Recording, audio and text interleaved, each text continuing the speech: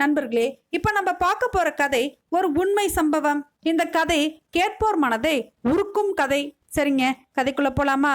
நான் ஒரு பாரம்பரிய குடும்பத்தை சேர்ந்த இஸ்லாமிய பெண். என்னுடைய நாடு பாகிஸ்தான். என் அப்பாவை எனக்கு மிகவும் பிடிக்கும். எனக்கு 18 வயதாகும் போது எனக்கு திருமணம் செய்ய வேண்டும் என்று அப்பா விரும்பினார். ஆனால் எனக்கு திருமணத்தில் விருப்பமில்லை. அதை அப்பாவிடம் காட்டிக்கொள்ளவும் இல்லை. எனக்கு திருமணம் செய்து வைத்தால் உங்களுக்கு சந்தோஷமா அப்பா என்று கேட்டேன். ஆமாம் என்று புன்முறுவலோடு தலையாட்டினார்.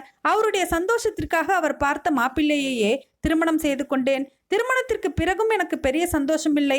ஆனாலும் வாழ்ந்து கொண்டுதான் இருந்தேன். ஒரு நாள் நானும் கணவரும் காரில் சென்று கொண்டிருந்தோம். அவர் தூக்க கலக்கத்தில் காரை தவறாக ஓட்டி பள்ளத்தில் விழுந்து விபத்துக்குள்ளானோம். அவர் மட்டும் கதவை திறந்து குதித்துவிட நான் காருக்குள்ளேயே சிக்கிக் கொண்டேன். காப்பாற்றவே முடியாத சூழ்நிலையில் இருந்து உயிரை மட்டும் காப்பாற்றினார்கள். முதல் நாள் வந்து உங்கள் 2 கைகளும் உடைந்து விட்டது. இனிமேல் உங்களுக்கு பிடித்த ஓவியம் வரையும் பணியை செய்ய முடியாது என்றார்கள். அடுத்த முறை வந்து உங்கள் 2 கால்களும் உடைந்து விட்டது. உங்களால் இனிமேல் நடக்க முடியாது. வீல் சேர் தான் பயன்படுத்த வேண்டும் என்று கூறினார்கள்.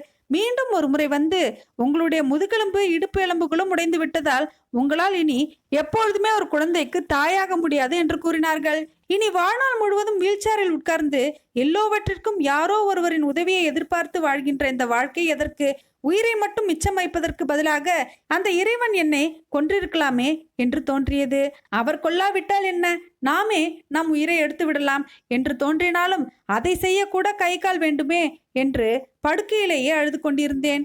இந்த அதிர்ச்சியெல்லாம் கடந்து இன்னொரு அதிர்ச்சி என்னவென்றால், நான் எதற்கும் உபயோகப்பட மாட்டேன் என்று என் கணவர் எனக்கு விவாகரத்து நோட்டீஸ் அனுப்பியிருந்தார். விவாகரத்துக்கு ஒப்புக்கொள்ள முடியாமல் எதற்காக யாருக்காக நான் வாழ வேண்டும் என்று எத்தனை முறை யோசித்து அழுதாலும் எனக்கு எந்த பதிலும் கிடைக்கவில்லை.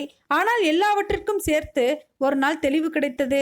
என்னிடமிருந்து இத்தனையும் பறித்து கொண்ட இறைவன் ஏன் என் உயிரை மட்டும் மிச்சம் வைத்திருக்கிறான்? இந்த உயிரை இன்னும் வைத்திருப்பதன் மூலம் நான் செய்ய வேண்டிய ஏதோ ஒரு வேலை, செல்ல வேண்டிய ஏதோ ஒரு பயணம் மிச்சம் இருக்கிறது என்றே தோன்றியது. எல்லாவற்றையும் இறைவனிடம் விட்டுவிட்டு எதையும் எதிர்கொள்ளும் தைரியத்தை மட்டும் எனக்கு கொடு என்று வேண்டிக் கொண்டு தைரியமாக ஒரு முடிவெடுத்தேன். அந்த முதல் முடிவு என் கணவருக்கு விவாகரத்து அளிப்பது. சந்தோஷப்பட்டார். இன்னொரு பெண்ணை திருமணமும் செய்து கொண்டார். மனப்பூர்வமாக வாழ்த்து மடல் அனுப்பினேன். ஹாஸ்பிட்டலை விட்டு நகர முடியாமல் இன்னும் ஹாஸ்பிட்டலிலேயே இருந்தேன். படுத்த நிலையில் 4 பக்கமும் எந்த பக்கம் திரும்பினாலும் அதே வெள்ளை நிற சுவர்கள். குறைந்தபட்சம் இந்த சுவர்களின் நிறத்தையாவது மாற்றுங்கள். மாதக்கணக்கில் இதை பார்த்து பார்த்து பைத்தியம் பிடிக்கிறது என்று கத்தினேன். மாற்றினார்கள். உடைந்த கைகளை வைத்து எதையாவது அரைகுறையாவது வரைய முடியாதா என்று முயன்றேன். என் முயற்சிக்கு கொஞ்சம் கொஞ்சம் பலன் கிடைத்தது. வரைவது ஒன்றே எனக்கான ஜன்னலாக தெரிய தூங்கும் நேரத்தை தவிர மற்ற எல்லா நேரத்திலும் வரைந்து கொண்டே இருந்தேன். நான் வரைந்த அந்த ஓவியங்களே என்னை உயிர்ப்போடு வைத்திருந்தது.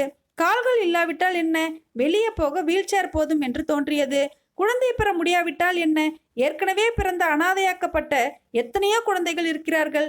அவர்களில் ஒரு குழந்தையை தத்தெடுத்துக் கொள்ளலாம் என்று முடிவெடுத்தேன். உட்கார்ந்த இடத்தில் இருந்தே எழுத முடியுமே என்று எழுதவும் ஆரம்பித்தேன். குரல் நன்றாகத்தானே இருக்கிறது, பாடலாமே என்று பாட ஆரம்பித்தேன். வாயும் நன்றாகத்தானே இருக்கிறது என்று பேச ஆரம்பித்தேன். என்னை இறைவன் உயிரோடு வைத்திருப்பதற்கான காரணம் கொஞ்சம் கொஞ்சமாக புரிய ஆரம்பித்தது. எழுந்திருக்கவே முடியாத பள்ளத்தில் இருந்து எப்படி எழுந்து வந்தேன் என்று என்னுடைய கதையையே எல்லோரிடமும் சொல்ல ஆரம்பித்தேன். எப்படி முடிந்தது என்று எல்லோருமே ஆச்சரியப்பட்டார்கள். அது அவர்களுக்கும் ஒரு நம்பிக்கையை கொடுத்தது. வீல் சேரில் நகர்ந்து மேடைகளிலும் பேச ஆரம்பித்தேன். மீண்டும் மீண்டும் சலிக்காமல் என் கதையையே சொல்ல ஆரம்பித்தேன். என் கதையை சொல்லி நான் பரிதாபத்தை தேடிக்கொள்வதாகவும் பலர் சொன்னார்கள். அதற்கெல்லாம் நான் கவலையே படவில்லை. என் கதை பரிதாபத்திற்குரியதாக இருந்தாலும் அது பலரை உத்வேகப்படுத்தியது. அவர்களை எழுந்து நடக்க வைத்தது. தோற்றுப்போன அவர்கள் எழுந்து நடப்பதை பார்க்க மிகவும் சந்தோஷமாக இருந்தது. மீண்டும் மீண்டும் மீண்டும் மீண்டும் என என் கதைகளையே எல்லா மேடைகளிலும் பேசினேன்.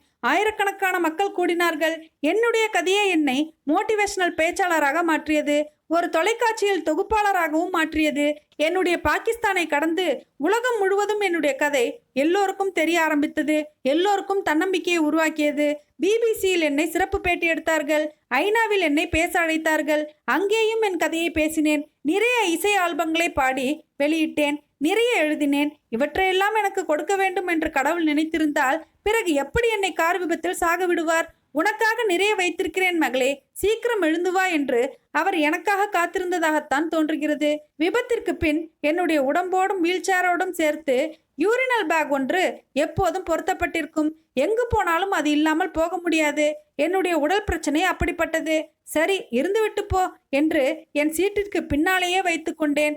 அது என் இழப்பின் குறியீடு. என்னை அது பின்தொடர்ந்து கொண்டுதான் இருக்கும். ஆனால் ஒருபோதும் என்னை முந்த முடியாது. எனக்கான இறப்பு என்றோ ஒரு நாள் இருக்கும். இருந்துவிட்டு போகட்டும். அதற்கு முன் தன்னம்பிக்கையை இழந்து நானே ஏன் சாக வேண்டும்? தோற்று போனதாய் நினைத்து விட்டாலே நான் செத்து விட்டதாய் அர்த்தம். நான் சாக விரும்பவில்லை. நீங்களும் சாகாதீர்கள். தோற்று போகும் போதெல்லாம் இந்த இஸ்லாமிய இரும்பு பெண் முனீபா மசாரியை நினைத்து கொள்ளுங்கள். வெற்றியின் கதவு உங்களின் விழிக்கூர்மையை கண்டு தானாய் திறக்கும். முனீபா மசாரியின் வாழ்க்கை உடல் ஊனம் என்பது ஒரு தடையல்ல, அது மன உறுதிக்கான ஒரு தேர்வு என்பதை உலகுக்கு உரத்த சொல்கிறது. இவர் ஒட்டுமொத்த பெண்களுக்கும், நம்பிக்கை இழந்த ஒவ்வொரு மனிதருக்கும் ஒரு மாபெரும் பாடம். வீல்சேரில் அமர்ந்தபடி அவர் நிகழ்த்திய இந்த விந்தை சாதிக்க துடிக்கும் எந்த ஒரு ஆன்மாவையும் எந்த ஒரு பேராபத்தும் தடுத்து நிறுத்த முடியாது என்பதற்கு சான்றாகும். நாம் விழுவது தோல்வி அல்ல, மீண்டும் எழுவதற்கான பயிற்சி என்பதை உணர்ந்து முனீபா மசாரியை போல நாமும் நம் தடைகளை தகர்த்து உயர்வோம். இந்த உண்மை சம்பவம் உங்க எல்லாருக்குமே நிச்சயமா பிடிச்சிருக்குன்னு நினைக்கிறேன். இந்த வீடியோ பிடிச்சிருந்தா லைக் பண்ணுங்க. முனீபா மசாரியை பத்தி உங்களுடைய கருத்துக்கள் என்னன்னு கமெண்ட் பாக்ஸ்ல எழுதுங்க. இந்த தன்னம்பிக்கை கதையை உங்க ஃப்ரெண்ட்ஸ் அண்ட் ஃபேமிலிஸ்க்கு மறக்காம ஷேர் பண்ணுங்க. மேலும் இது போன்ற பல நல்ல கதைகளை கேட்க நமது கதைகளின் ராணி சேனலை சப்ஸ்கிரைப் பண்ணிக்கோங்க. நன்றி, வணக்கம்.